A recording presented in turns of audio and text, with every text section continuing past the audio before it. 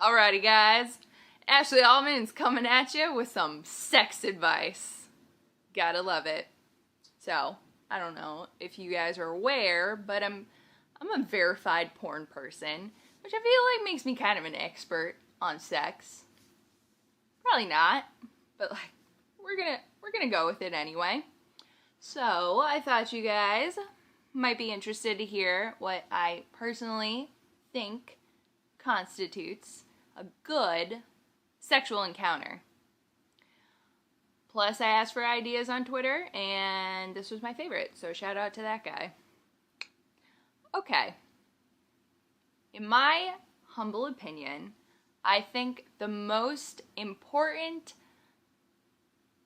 thing for real good sexy time is having a connection with your partner. The deeper the connection, the better it is. Like if I were to rank consensual sexual encounters, I would put one night stands here, I would put fuck buddies up here, and then I would put someone that you really like, you're really vibing with, maybe you guys are dating, in love. Far superior. It is much better, in my opinion. Obviously, casual sex, it can get you there.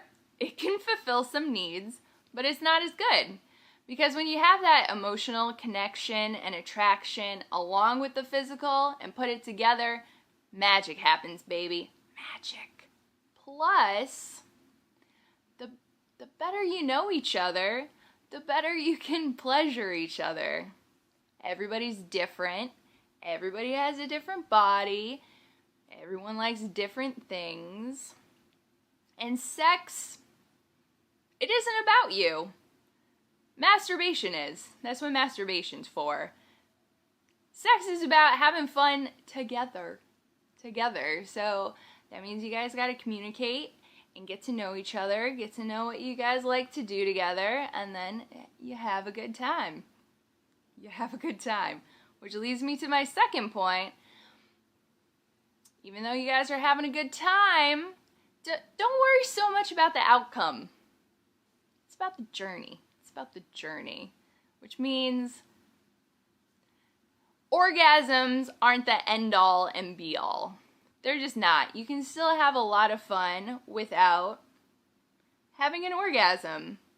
There are plenty of factors that can contribute to why someone might not be able to have an orgasm that day.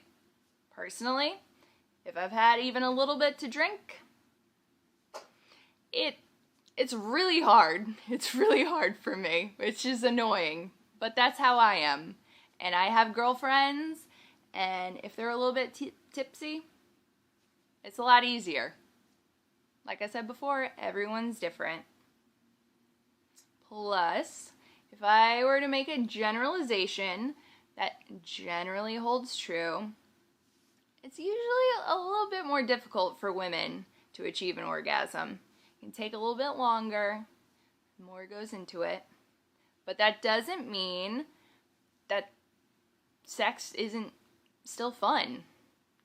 Sex is like pizza, right? Even when it's bad, it's still good. I don't fully agree with that because there is such a thing as terrible sex. But I would say that stems from not having connection with your partner, not knowing them, not communicating. But I digress. Let's say you're really vibing with each other. You can still have tons of fun without an orgasm.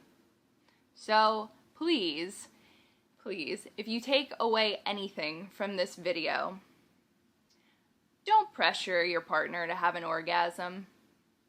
Just don't do it. It creates just unnecessary pressure and stress, and it can really ruin the mood. Because at the end of the day, an orgasm in and of itself isn't an indication of whether or not you guys had fun together. Nor is an orgasm an indication of your sexual prowess, right? If you guys are having fun, you're having fun. Who cares? Maybe they're not going to orgasm that day. Honestly, in my experience, I have been having the intercourse and I'm enjoying it. I'm having a good time. I'm getting there. And then the guy will be like, "Yeah, baby."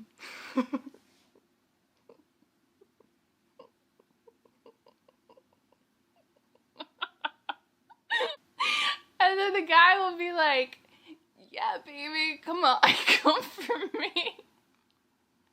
I want to go." And then I panic. I'm like, "Oh no, this is happening now? Like, oh gosh, like, let's make this happen." And then I try to force it, and you can't force that. You really can't. You just gotta let it happen. As Tame Impala says, let it happen. And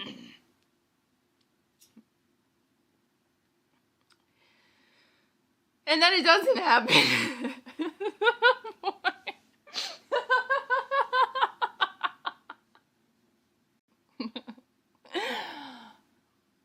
So it ruins the mood. And I know, right? If women have difficulty achieving an orgasm, guys can have some difficulty not achieving an orgasm quickly. So I'm sure there are guys who say that as an indication to their partner that they're about to come. But don't do that. Don't tell them to come. Just tell them you're about to come. Like, duh. And if they're close, too, they'll let you know. They'll say, "Yeah, baby, keep going." Or if they're not, they'll be like, "Yeah, come for me, baby." But okay, I'll give you guys some advice, some tips and tricks. Let's say you're getting close, you're not sure if you're going to be able to hold off or not. So ask them. Ask them, you'll like that, baby?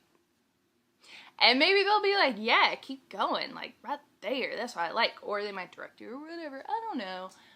Well, let's say they tell you not to stop, but you're about to blow.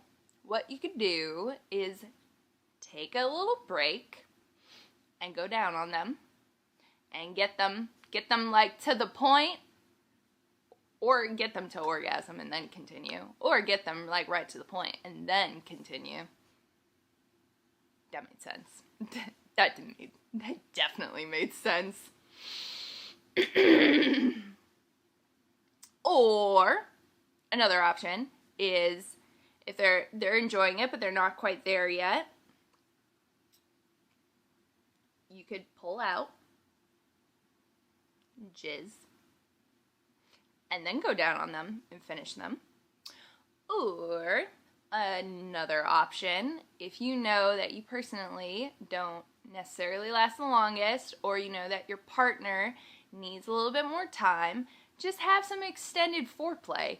It's great. I don't know why people don't do it anyway, but yeah, just have fun in the beginning and do that. And if you get them warmed up, you might get them on your schedule. You might get your partner on your train, on your timetable. Those are some tips.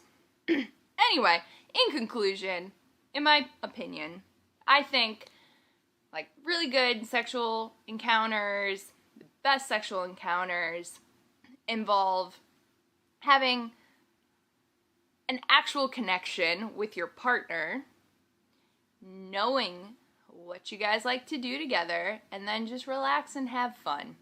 No pressure, no expectations, just enjoy it. Sex is fun. have fun. Just have fun.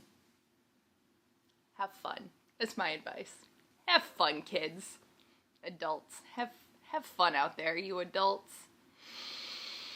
That's all I got. I'm sorry, guys. I've been having intercourse.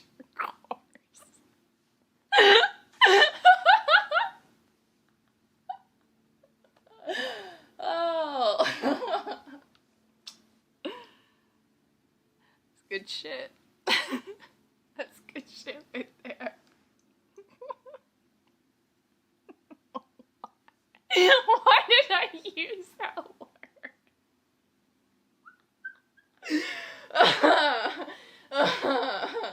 Oh.